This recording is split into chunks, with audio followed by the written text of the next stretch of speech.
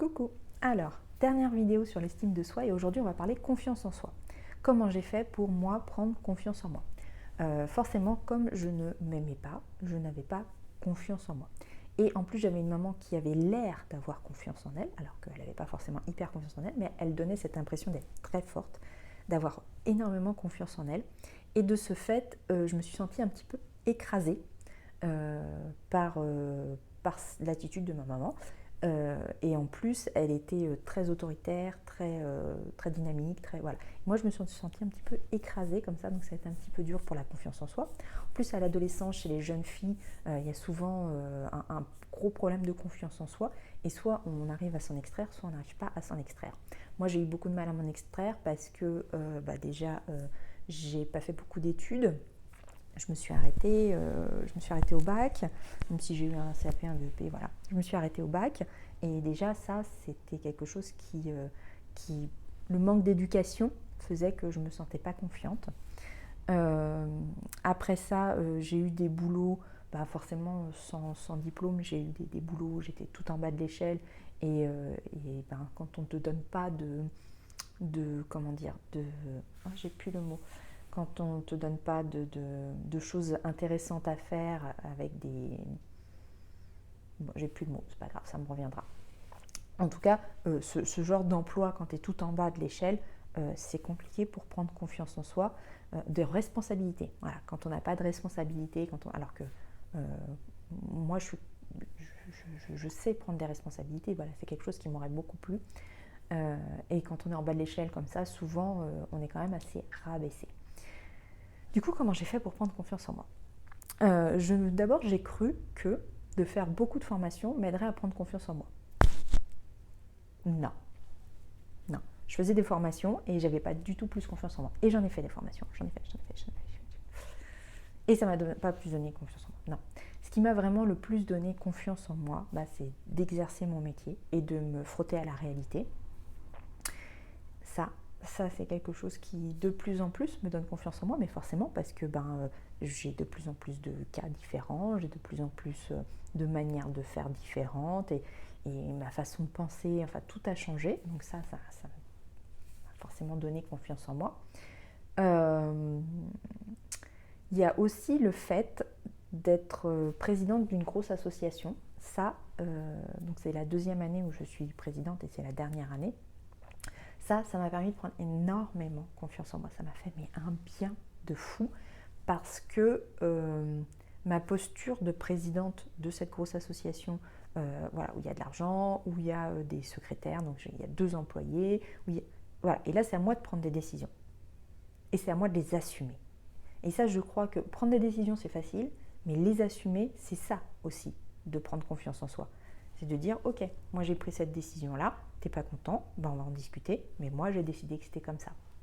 Et en vérité, je suis pas comme ça, parce que je discute avec mon bureau avant de prendre les décisions et tout. Mais ça m'a mis dans une posture qui m'a obligée, justement, à me révéler quelque part, parce que je me voyais pas du tout comme ça. Et en fait, non, j'aime bien, je me sens plutôt à l'aise. Ça a été difficile les premiers mois, je prenais pas trop ma place. Et là, ça y est, c'est bon, je suis vraiment bien dans ma place. Donc ça, c'est quelque chose qui m'a énormément aidée. Avant aussi, je préparais pas forcément bien toutes mes interventions.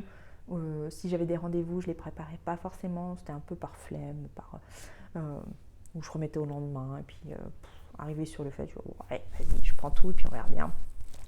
Donc ça, de bien préparer à l'avance mes rendez-vous, que ce soit mes rendez-vous pro avec des partenaires ou que ce soit mes rendez-vous en cabinet, de bien les préparer, de bien préparer mes formations.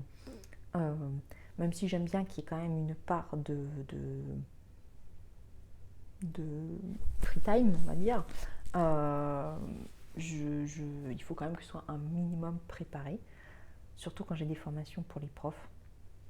Là, je pense que j'ai besoin que ce soit carré pour moi me sentir confiante. Après, ça ne veut pas dire que j'ai toutes les réponses et c'est ok de ne pas avoir toutes les réponses, hein, c'est pas grave, ça ne me dérange pas. Mais en tout cas, ça, et puis justement, de faire des formations, de moi donner des formations aux autres, ça c'est quelque chose aussi qui m'a mis dans cette posture de confiance, puisque là c'est moi qui suis, c'est moi qui partage ce que je sais.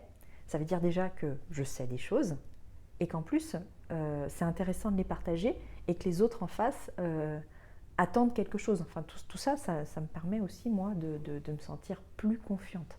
Ça, c'est sûr.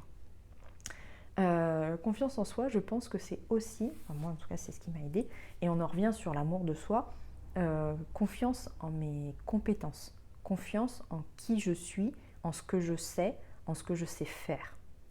Ça, c'est important aussi de savoir ce pourquoi je suis douée, et du coup de faire ce pourquoi je suis douée, et de la façon dont moi je sais le faire. Voilà.